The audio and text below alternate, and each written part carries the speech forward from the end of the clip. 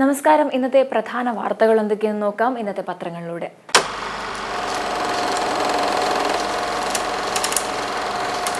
ആദ്യം തന്നെ ദീപികയാണ്. ദീപികയിൽ ആദ്യത്തെ വാർത്ത എന്ന് പറയുന്നത് കേജ്രിവാളിന് ജാമ്യം പുറത്തിറങ്ങി CBIക്ക് നിശ്ചിത വിമർശനം എന്ന തലക്കെട്ടോടെ ഡൽഹി മുഖ്യമന്ത്രിയും ആം ആദ്മി പാർട്ടി നേതാവുമായ അരവിന്ദ് കെജ്രിവാൾ ജയിൽ മോചിതനായതിനെ കുറിച്ചുള്ള വാർത്തയാണ്.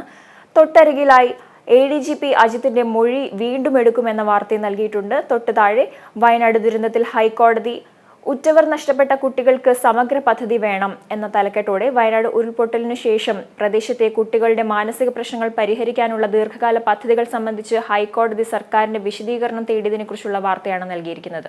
അടുത്ത പത്രം മാധ്യമമാണ്. മാധ്യമത്തിൽ ആദ്യം തന്നെ നൽകിയിരിക്കുന്ന വാർത്ത കേജ്രിവാളിന് ജാമ്യം ലഭിച്ചതിനെ കുറിച്ചുള്ള വാർത്തയാണ്. CBI കേസിലും സുപ്രീം കോടതി ജാമ്യം, കേജ്രിവാളിന് മോചനം എന്ന തലക്കെട്ടാണ് നൽകിയിരിക്കുന്നത്. തൊട്ടടുത്തായി ADGP MR അജിത് കുമാറിനെ കുറിച്ചുള്ള വാർത്ത നൽകിയിട്ടുണ്ട്. വീണ്ടും ADGPയുടെ മൊഴിയെടുക്കും എന്നതാണ് വാർത്ത. താഴെയായി ബാലികയെ തട്ടിക്കൊണ്ടുപോയ കേസ് ഒന്നാം പ്രതിക്ക് ജാമ്യമില്ല എന്ന വാർത്ത നൽകിയിട്ടുണ്ട്. മാധ്യമത്തിന്റെ ഇടതുവശത്തേക്ക് കേരളീയ വാർത്തയും ദേശീയ തലത്തിലുള്ള വാർത്തയും നൽകിയിട്ടുണ്ട്.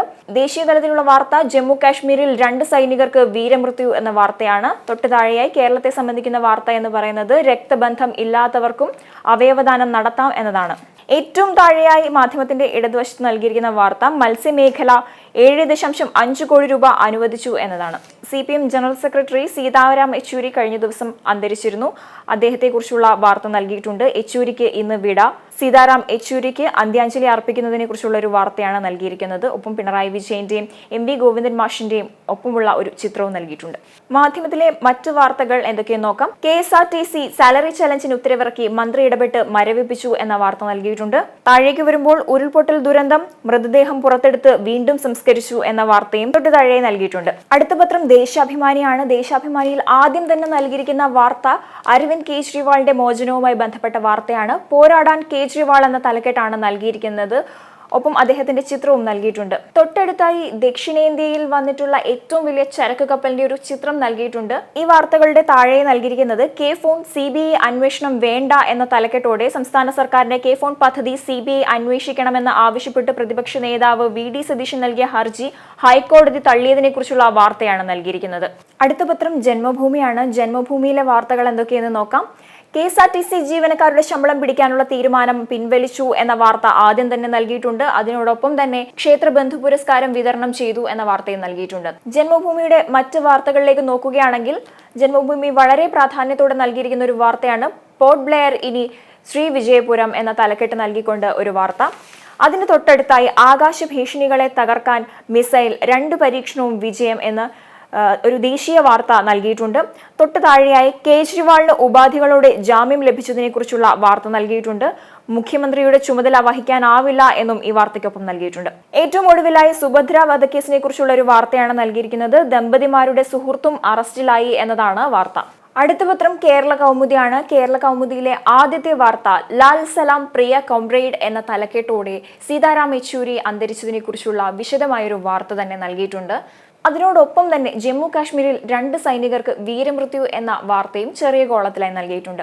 കേരള കൗമുദിയുടെ നടുഭാഗത്തായി മെഡിസിപ്പിൽ ആശങ്ക, റീംബേഴ്സ്മെന്റിലേക്ക് മടങ്ങാൻ ആലോചന എന്ന വലിയ തലക്കെട്ടോടെ ഒരു വാർത്ത നൽകിയിട്ടുണ്ട്. അതിന്റെ വിശദമായ വിവരങ്ങളും ആ വാർത്തയ്ക്കുള്ളിൽ തന്നെ നൽകിയിട്ടുണ്ട്. തൊട്ടടുത്തായി നിയമസഭയിലെ കയ്യാങ്കളി, പ്രതിപക്ഷ വനിതാ അംഗങ്ങളെ അപമാനിച്ചെന്ന കേസ് റദ്ദാക്കിയതിനെ കുറിച്ചുള്ള വാർത്തയും നൽകിയിട്ടുണ്ട്.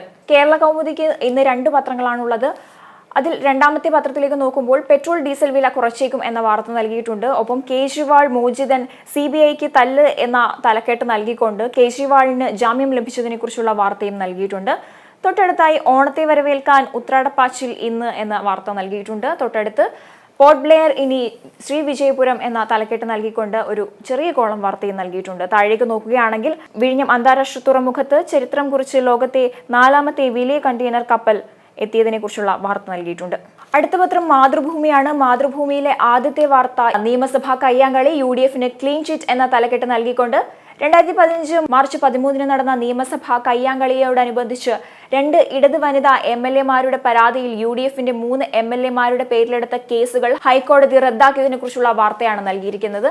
താഴേക്ക് നോക്കുകയാണെങ്കിൽ ഒടുവിൽ ജയരാജൻ ഇൻഡിഗോയിൽ കയറി എന്ന തലക്കെട്ട് നൽകിക്കൊണ്ട് സീതാറാം യെച്ചൂരിയെ അവസാനമായ ഒരു നോക്ക് കാണാനായി EP ജയരാജൻ ഇൻഡിഗോ വിമാനത്തിൽ കയറിയതിനെ കുറിച്ചുള്ള വാർത്തയാണ് നൽകിയിരിക്കുന്നത്. അതിനുള്ളിൽ തന്നെ ചില കാർട്ടൂണുകളും നൽകിയിട്ടുണ്ട്.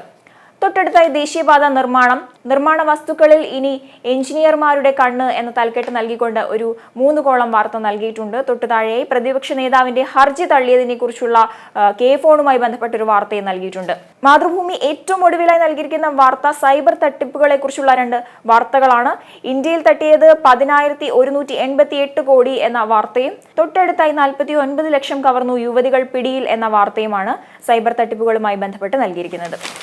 മാതൃഭൂമിയുടെ 2ാമത്തെ പത്രത്തിൽ നൽകിയിരിക്കുന്ന വാർത്തകൾ എന്ന് പറയുന്നത് കേജ്രിവാളിന് ജാമ്യം അനുവദിച്ച് സുപ്രീം കോടതി കൂട്ടിൽ നിന്ന് വിട്ടു എന്ന തലക്കെട്ട് നൽകിക്കൊണ്ട് കേജ്രിവാളിന് ജാമ്യം ലഭിച്ചതിനെ കുറിച്ചുള്ള വിശദമായ വാർത്ത തന്നെ മാതൃഭൂമി നൽകിയിട്ടുണ്ട്.